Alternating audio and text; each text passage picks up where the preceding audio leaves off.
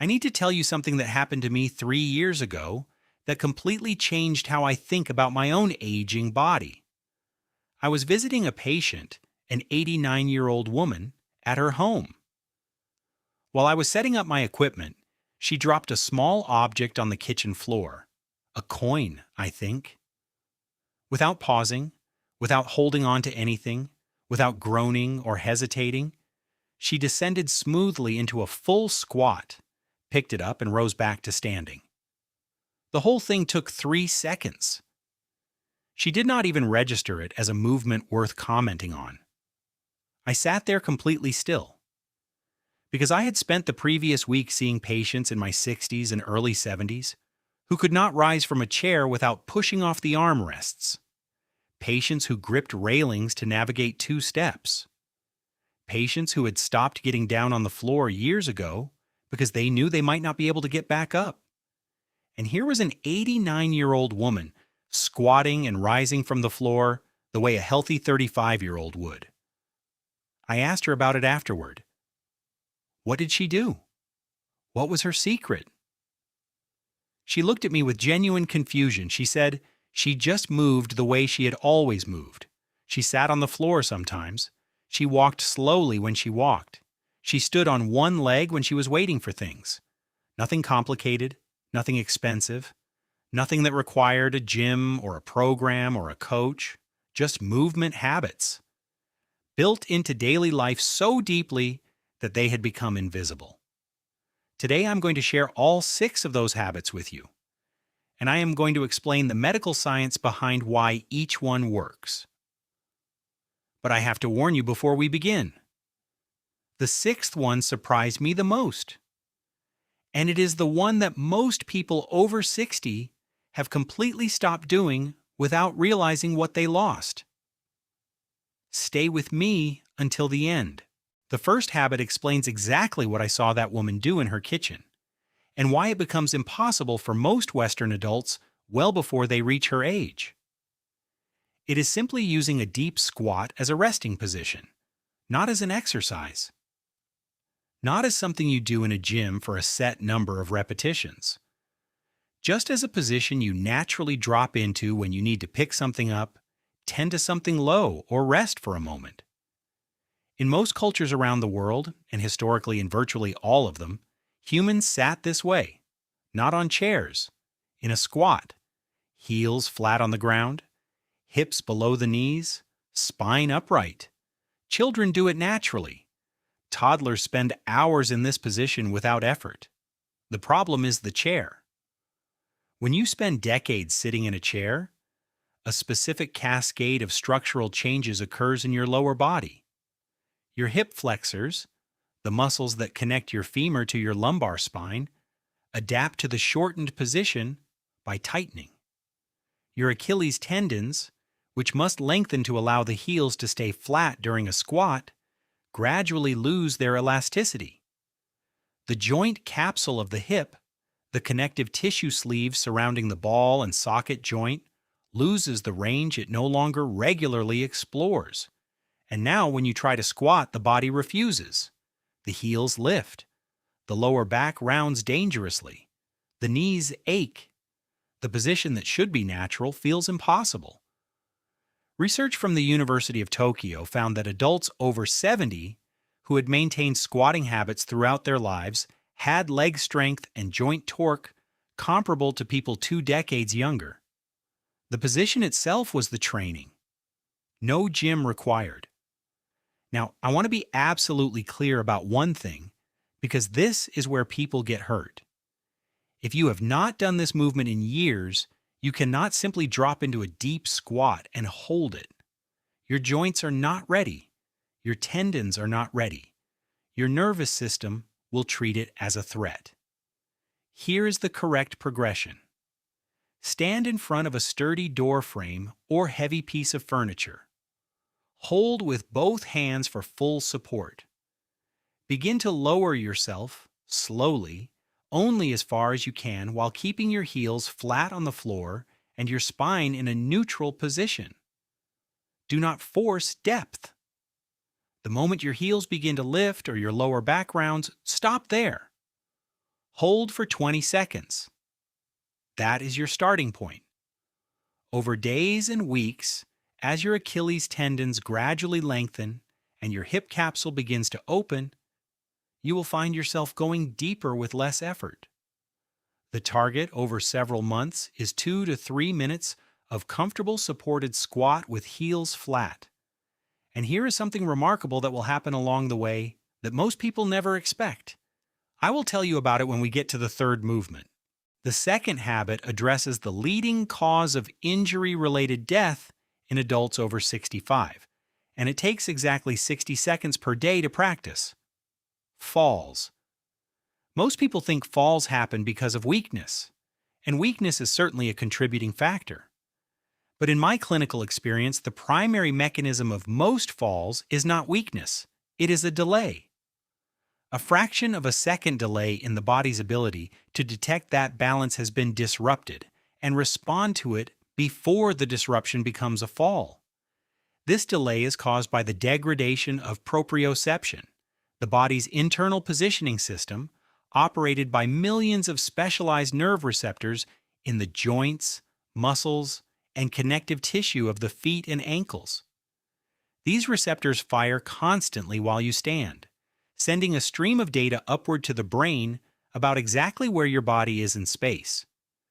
Your brain uses this data to make continuous micro-corrections, hundreds of them per minute, that keep you upright without conscious awareness. As these receptors become less sensitive with age and inactivity, the data stream becomes slower and less precise. The brain's corrections become slower, and the gap between a stumble and a fall gets smaller. A 10-year longitudinal study following elderly adults who practiced daily single-leg balance showed a 60% reduction in hip fractures and a 40% reduction in fall incidence compared to those who did not. Not because they became stronger, because their nervous system became faster. Here is how to practice this correctly. Stand near a wall with one hand close, but not touching the surface. Shift your weight completely onto your right leg. Lift your left foot just 1 to 2 inches from the floor. Keep a subtle, deliberate bend in your standing knee. Never lock it straight. Fix your gaze on one still point on the wall ahead. Now hold. You will feel your ankle making small, constant adjustments. This is not instability. This is your proprioceptive system waking up, being asked to work at a level it normally is not required to reach during ordinary daily activity. Start with 10 seconds on each side. Work towards 60 seconds over several weeks. When 60 seconds feels stable, try turning your head slowly from side to side while holding the position. This challenges the vestibular component and significantly increases the training stimulus. 30 seconds per side, twice a day. 60 seconds total. That is your insurance policy against a fall. And what I am about to tell you next will explain why this balance practice, combined with the first movement, produces results faster than either one alone. Here's what I promise to explain. When you practice the deep squat and the single leg balance consistently, something begins to happen in the inner thigh that most people never expect. A group of muscles called the adductors, the muscles that run along the inside of your thigh from your pelvis to your knee, begin to wake up. These muscles are almost completely ignored in conventional Western exercise. We walk in straight lines. We sit with our feet hip-width apart. We never move our legs laterally against any meaningful resistance, and so the adductors gradually atrophy, becoming weak, tight, and unresponsive. This matters more than most people realize, because when you stumble sideways, when your foot catches unexpectedly and your body begins to fall to one side, the adductors are the primary muscles your body calls upon to bring your leg back under your center of gravity. Weak adductors cannot respond fast enough. The wide stance isometric hold, what is sometimes called a horse stance, directly targets this neglected muscle group without placing any compressive or shearing force on the knee joint. Stand with your feet approximately 1.5 times shoulder width apart. Toes turned outward at approximately 30 to 45 degrees. Begin to lower your hips slowly, as if sitting into a chair that is positioned between your legs. Lower only as far as is comfortable without pain. Your knees must push outward, tracking over your toes throughout. Never allow them to collapse inward. Equal weight on both feet at all times. Hold this position. You will feel a deep burning sensation in the inner and front of your thighs. This is lactic acid accumulation, the metabolic signal that triggers growth factor release and muscle fiber recruitment. This is what you are chasing. Research published in the Journal of Physical Therapy Science showed a 24% increase in leg strength after 12 weeks of regular practice of this stance in elderly adults. Without weights, without gym equipment, simply by holding this position. Begin with 10 to 15-second holds. Rest and repeat 2 to 3 times. As strength develops, work toward 30, then 45 seconds. The isometric nature of this exercise, muscle working without joint movement, makes it one of the safest strength-building tools available for adults with knee arthritis or joint pain. The muscles work intensely. The joints remain completely still. The fourth habit is one that sounds so simple, it is easy to dismiss. And that would be a significant mistake. Most elderly patients I see have developed what clinicians call a shuffling gait. Short steps. Feet barely clearing the floor. A slightly forward-leaning posture. Reduced arm swing. This pattern feels safer to the person doing it, slower, more cautious, more controlled. But biomechanically, it is actually more dangerous. Because a shuffling gait means the foot spends more time close to the floor, increasing the likelihood of catching on even a minor irregularity, a rug edge, a threshold, a slightly raised pavement crack. The habit I want to describe is the opposite of this. It is deliberate, slow walking, but with full, conscious attention to the mechanics of each step. Walk slowly, perhaps half your normal pace. As you do, pay full, conscious attention to what your foot is doing. Feel the heel make contact with the floor. Feel the weight roll forward through the arch. Feel the ball of the foot bear the weight. Feel the toes push off. This sounds obvious, but for most people, walking is so automatic that they have zero conscious awareness of what their feet are doing. The sensory feedback from each footstep is reaching the brain below the threshold of conscious attention. By walking slowly and deliberately, you are redirecting conscious attention to this sensory information. You are essentially turning the volume up on the proprioceptive signals from your feet, the same signals we discussed in the balance training. Research on adults over 65 using this method showed a 50% improvement in circulation to the lower extremities and a significant improvement in dynamic balance, the balance you need while moving, which is the balance that prevents most falls. Practice this in a safe hallway at home for 5 to 10 minutes. No equipment, no special shoes, just attention. The fifth habit is the one I prescribe most frequently to patients who come to me with swollen ankles, heavy legs, and the circulation problems that become so common after 60. And it is the one that most people think is too simple to be meaningful. They are wrong. Your calf muscles, the gastrocnemius and soleus, serve a function that goes far beyond walking and running. They are the body's secondary circulatory pump. Every time they contract, they physically squeeze the deep veins of the lower leg and drive deoxygenated blood upward against gravity toward the heart. When you are young and active, this pump operates continuously throughout the day.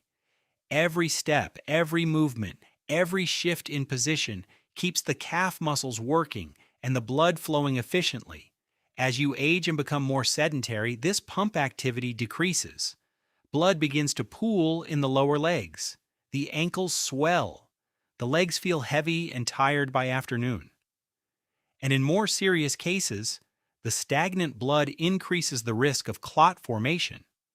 The heel raise is the most direct intervention available. Stand near a counter or wall with fingertips available for support.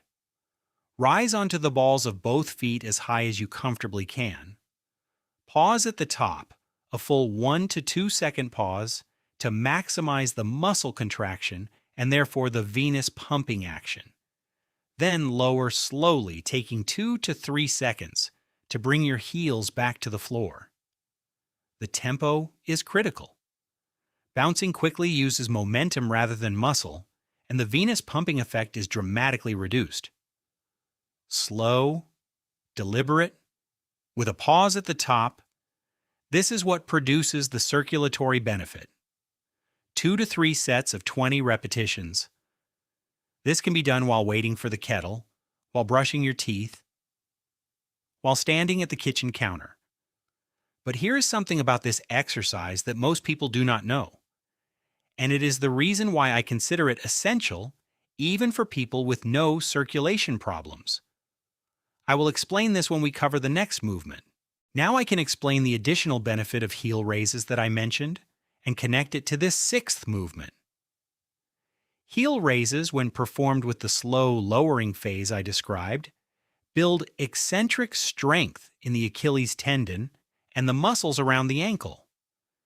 This eccentric strength is the quality that determines how quickly your ankle can stabilize when your balance is suddenly and unexpectedly challenged. It is the reflex that catches you before a stumble becomes a fall.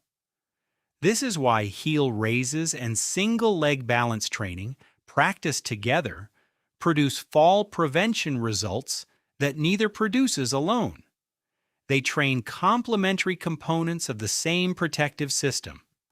And now the sixth movement, the wall sit, addresses the final component of this system, the sustained quadriceps strength that supports the knee joint and enables every sitting and standing movement you perform throughout the day. For any of my patients who have knee arthritis, joint pain, or difficulty with deeper squat movements, this is the alternative that delivers equivalent quadriceps training without placing compressive or shearing forces on the joint. Stand with your back flat against a smooth wall. Walk your feet forward until your knees are at approximately 90 degrees, or whatever angle is pain-free and comfortable. Your knees must track directly above your ankles, never drifting forward over your toes, never collapsing inward. Now hold. Breathe continuously. Do not hold your breath. The quadriceps tendon, the thick band of connective tissue connecting your quadriceps to the kneecap, is the primary structural support for the knee joint. Isometric loading of this tendon through the wall sit has been shown in multiple clinical studies to increase its stiffness and strength, which directly reduces the pain and instability of arthritic knees. Research demonstrated that regular wall sit practice improved stair climbing ability by over 20% in 2 months in older adults with knee pain. The shaking you feel in your thighs during this hold is not a sign of failure. It is your nervous system recruiting muscle fibers that have been dormant, bringing them back online, restoring the strength that makes every daily movement safer and more powerful. Begin with 15 seconds. Add 5 seconds per week. Work towards 60 to 90 seconds. I promised you that the sixth movement would surprise you, but actually, I want to give you one more, a bonus that I almost did not include because it seems so different from everything else we have discussed. The dead hang. Simply gripping a bar, a pull-up bar, a door frame bar, anything secure overhead, and allowing your body to hang. Feet can remain on the floor to reduce the intensity. Just hang, relax your shoulders, and breathe. Why does this matter so much? Gravity compresses your spine continuously throughout every waking hour. Every hour of sitting, standing, and moving squeezes the intervertebral discs, the cartilaginous cushions between each vertebra, causing them to lose fluid and height. This is why you are measurably shorter at the end of the day than you were when you woke up. Hanging passively reverses this. The gentle traction created by your own body weight creates a small but meaningful separation between adjacent vertebrae, allowing the discs to rehydrate and recover their height and cushioning capacity.